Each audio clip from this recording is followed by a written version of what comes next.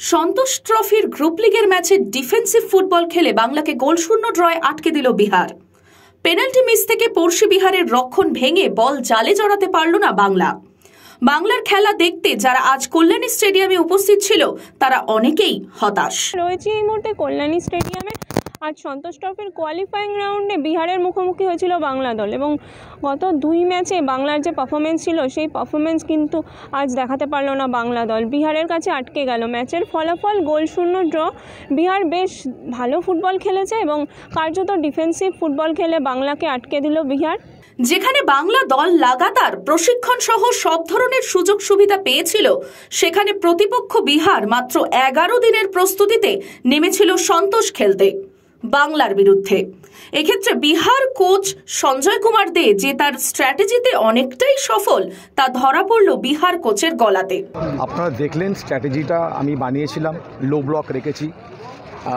Main objective ছিল আমার টিমের যে আমি ক্রসটা, কেন কি the majority of the goal came from the crosses. আগের ম্যাচগুলো যতগুলো আপনি যদি দেখে থাকেন, তো আমার প্ল্যানিং ছিল ক্রসেসগুলো আমি নালিফাই করব, মাঝখান থেকে ওরা খেলুক, লো ব্লক করব, আমি শেপটা মেনটেন রেখে, আর যদি ইক্কা দুক্কা যদি বল যদি ওপরে যদি পেয়ে যায়, যদি গোল ফল যদি হয়ে যায়, যতখানি খেলাটাকে আমি গড়াতে পারি, শেষে আমি 4-4-2-তে গেছি। কেন কি ড্র করে তো আমার লাভ নেই, আমাকে জিততে হবে, কোয়ালিফাই করতে গেলে একটা জিততে হবে।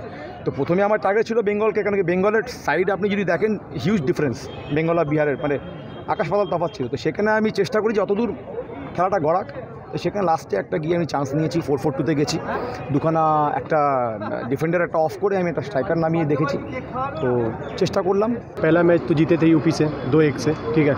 और पहले ये मेरा पहला संतोष ट्रॉफी है, ठीक है। और दूसरा मैच हम लोग कोई अपने गलती की वजह से झारखंड को मैच दे बैठे, सिर्फ अपने गलती से, वो जीती नहीं लेकिन हम लोग दे बैठे। और जो बंगाल से हमारी राजनीति यही था कि देखिए, अगर हम लोग यहाँ पे सर उठा के जाना था तो यहाँ पे किसी भी तरह उसको हराना था उसके ग्राउंड में। ये पहले भी हम लोग एक बार काम कर चुके हैं, हमारी टीम बिहार कर चुकी है, 1 गोल से खुद कल्याणी में हराई हुई है बंगाल को। तो हम लोगों ने कड़ी मेहनत करके आया, फिर अम्मी ने भी पूरा अपना 100% दिया, सभी प्लेयर ने अपना 100% दिया, और आज ये रिजल्ट आप लोग के सामने है। তবে পেনাল্টি মিস যে আজকে সন্তোষ বিজয়ের পথে বাংলার কাছে বড় ধাক্কা হয়ে দাঁড়ালো, সে কথা বলাই যায়।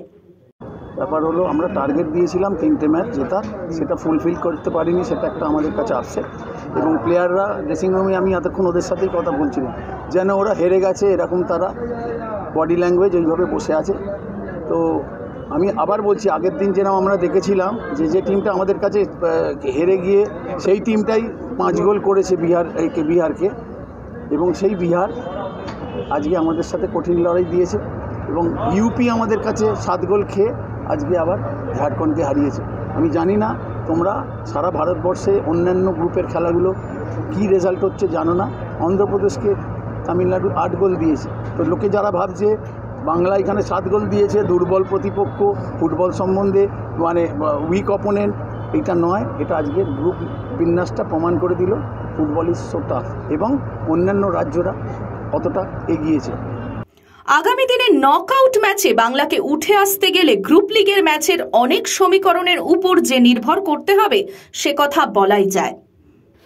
কল্যাণী থেকে ঋতিকা চক্রবর্তীর রিপোর্ট, খাস খবর।